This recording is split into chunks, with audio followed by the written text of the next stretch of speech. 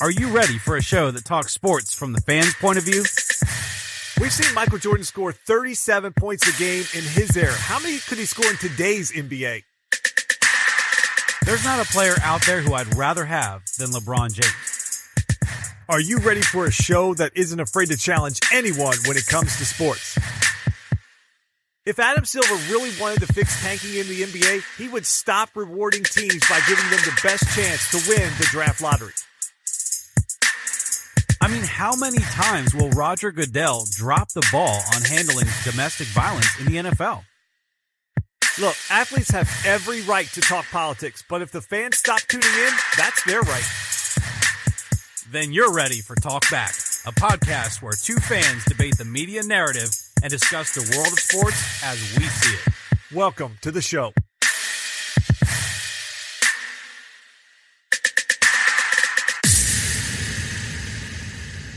It's time for another edition of Talk Back. I'm one of your hosts, Eric Nesbit. With me is Justin Gay, your host and director of content. I know there's a lot to talk about with the upcoming Super Bowl. We'll have that for you in segment 1, but in segment 2, we have to move it over to the court and talk about the NBA.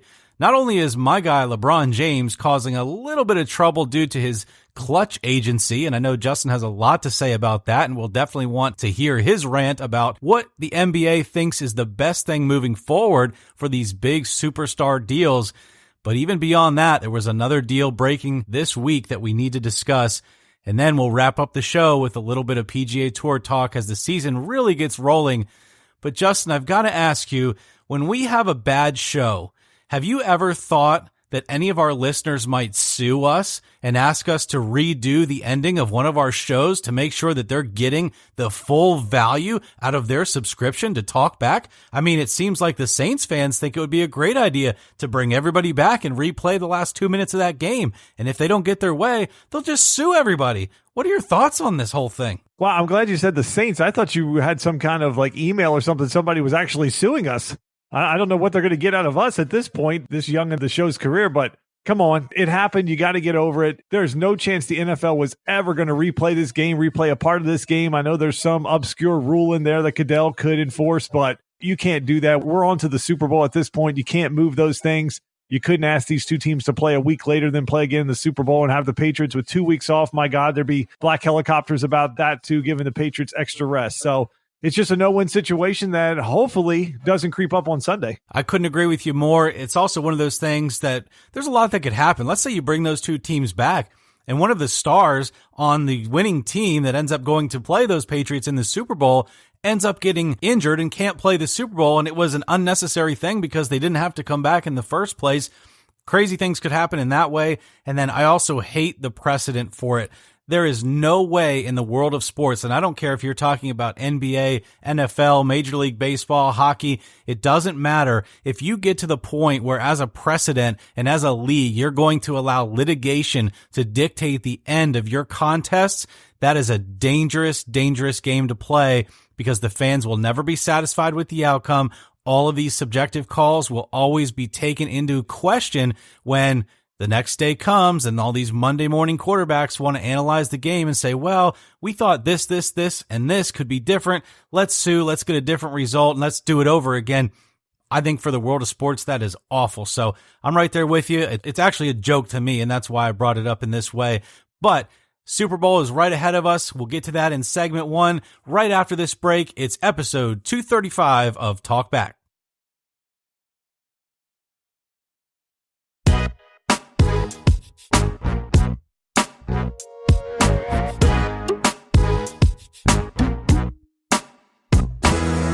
Welcome back. It is time for our second annual Super Bowl preview show. We got to do Super Bowl 52 last year as our first actual Super Bowl preview show.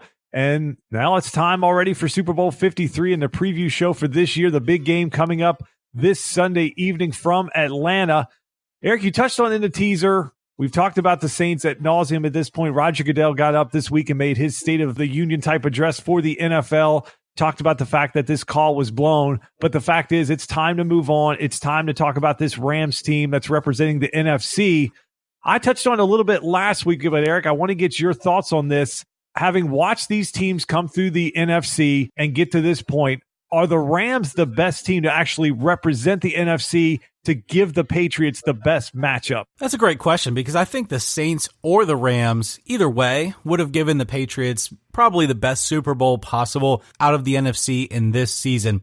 But the Rams, all in all, if you look at their whole body of work throughout the 2018-2019 season, I feel like even though the Saints were putting up a lot of points early on, as we talked about the past few weeks, it just seemed like they were on a downturn. A lot of teams had seemed to figure them out, especially defensively. They weren't putting up as many points. Dallas kicked them in the teeth. They just had a tougher run than probably what they anticipated going into these playoffs. The Rams, meanwhile, I feel like for them, they've got the offensive firepower to score 45 points just like the Saints do. But if you start matching them up on paper, the Rams are going to be the team that's better defensively, especially on that front.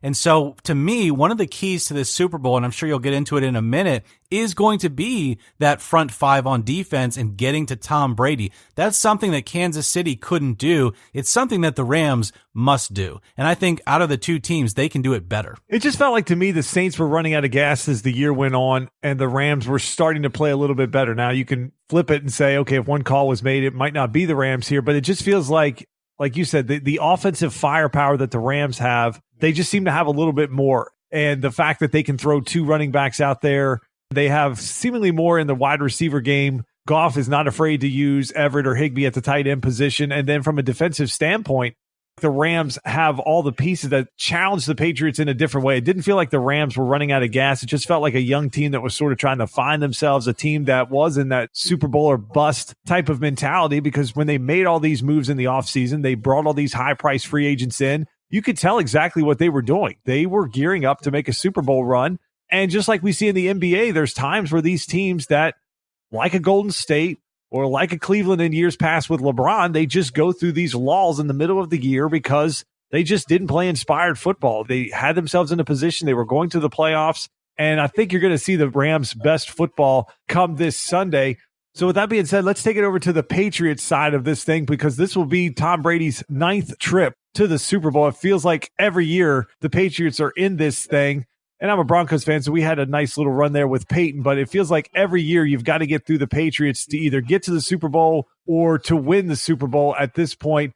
But Brady will be there for the 9th time. He has a chance to go 6-3 in those 9 games this Sunday, or he could end up 5-4. But if he wins, is Brady just the undeniable GOAT when it comes to NFL quarterbacks? I'm going to say that Tom Brady is the GOAT among NFL quarterbacks, whether he wins or loses this week. And the reason I say that is because I do subscribe to the notion that it is still better to take a team to the Super Bowl or to the NBA Finals or to the Major League Baseball World Series. Uh-oh. You see where I'm going with this, I'm sure. Yeah, I see where you go. Hey, keep it on segment 1. We'll get to LeBron in segment 2. I understand, but it's absolutely crazy. A lot of these people that say, if so-and-so gets to a Super Bowl or a Finals or a Stanley Cup or whatever and loses a couple of times, that's somehow worse than not ever going at all.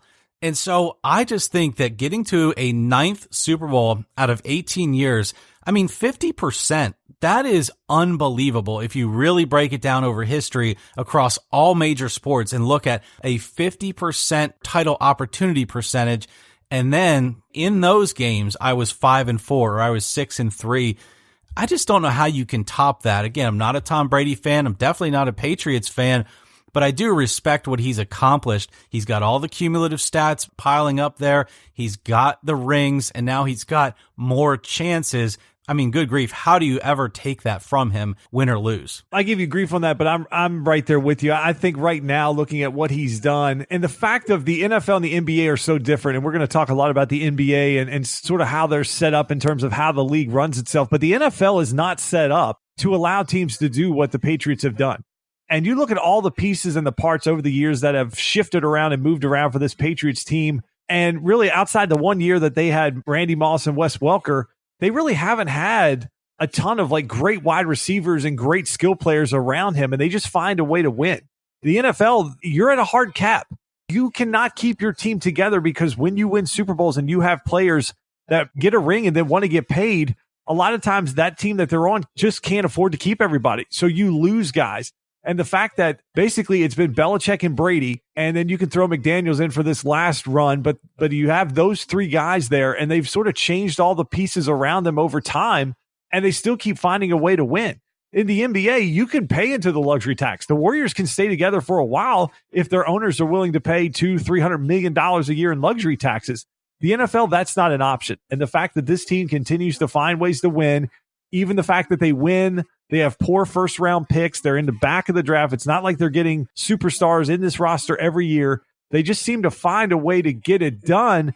But, Eric, I tell you, you sit there and you watch these teams go out and do their pep rallies and all this hype stuff before they get on their plane to go to the Super Bowl cities. It happens every year. But then I see the Patriots. They're continuing to play this mantra up about being underdogs. And we're sitting here giving them all this praise that this is Brady's 9th trip and Belichick's such a genius and they have a ways to out-scheme everyone. And even in the Vegas books, they're the favorite, fluctuating between Patriots being about a 2.5 to 3-point favorite, depending on where you're looking at. They're the favorites in this game, but they keep playing up this underdog sort of mantra about this team. Do you really buy into that, or do you think that in that locker room that they buy into it and that's really all that matters? Yeah, I mean, that's a joke, right? I look at this and say, there's just no way the Patriots are ever the underdog, even if they've had a downtrodden season. Many people thought maybe they were the underdog coming into this year's playoffs. Then they took care of business to get to another Super Bowl. If I'm the Rams, I am not sitting on that thought at all. I am not counting them as an underdog. I am playing them as the 5-time world champion New England Patriots over the last 18 years. There's no way that they're the underdog. I laugh at this prospect. Just crazy. So they can sell the t-shirts. They can put all they want on social media, but I'm not buying it. I think they believe, even in-house, that they will go in and win this Super Bowl. And the Rams, they better be ready. Does this soap opera not play out every year? That it gets talked about and the media goes crazy every time. The fact that the Patriots either start slow or they struggle at some point. This year it was they weren't good on the road. And yeah, in the first matchup, I was on the Chargers when we did the NFL preview series back in the summer. So I really thought that the Chargers had a chance to go in there. It wasn't the fact that I thought New England was down. I thought very highly of that Chargers team. But you and I jumped right on New England. Even when the fact that when the lines first came out, we were like, how in the world are the Patriots getting 3 points at Kansas City when we already talked about the fact of the Chiefs' struggles in KC to win games historically, especially with Andy Reid, and the fact that you have Tom Brady on that team. So it's got to be something in their locker room that they are using as a rallying point. The fact that, no one gave us a chance to get here. But in reality, when we started to break down the AFC, we talked about the fact that all of the teams in the top of the AFC had issues. And the fact that one team that didn't have issues and had the quarterback that you could trust the most was the Patriots. So I think that they're just doing this for their own locker room. They have to be. I mean, we're both in sales. I definitely have a lot of respect for how hard they're selling and the persistency. I'm just not buying it at this point because there's a reason why the books have them as nearly a field goal favorite. Some of it is Brady and some of it is Belichick. And that's sort of the big matchup I think that's going to take place in this game is you have the two coaches that have gotten the most praise heaped upon them really the last 2 years. You have the old guard, the old veteran in Bill Belichick, and you have the new wave of thinking in the NFL, Sean McVay. Everybody wants to hire someone that knows Sean McVay. And you have these two minds that are now matching up with each other. And we've talked about this time in, time out on the show. The Patriots are just so phenomenal at game planning week to week. Even from a fantasy standpoint, from a daily fantasy standpoint, the Patriots are a pain to try to use their players because they really don't have the same game plan twice. Whoever had a big week, probably not going to have a big week, especially in the regular season. So it feels like they have now 2 weeks to prepare for this game. They have a lot of time to watch film, a lot of time to add different caveats and different plays into their game plan at this point. So with the youth that Sean McVay has, can he be prepared for everything that Bill Belichick is going to throw at him on Sunday? To me, one of the things that makes this Super Bowl the most fascinating in a long time is the coaching. Bill Belichick versus Sean McVay. Just as you pointed out, you've got a veteran game caller. You've got a guy that just is unbelievable in his preparation. Just as you said, you'd never know who's going to be the star from 1 week to another with the New England Patriots. Then you've got a guy like Sean McVay who has just proven to be fantastic at molding and meshing with the game flow, making adjustments even in halftime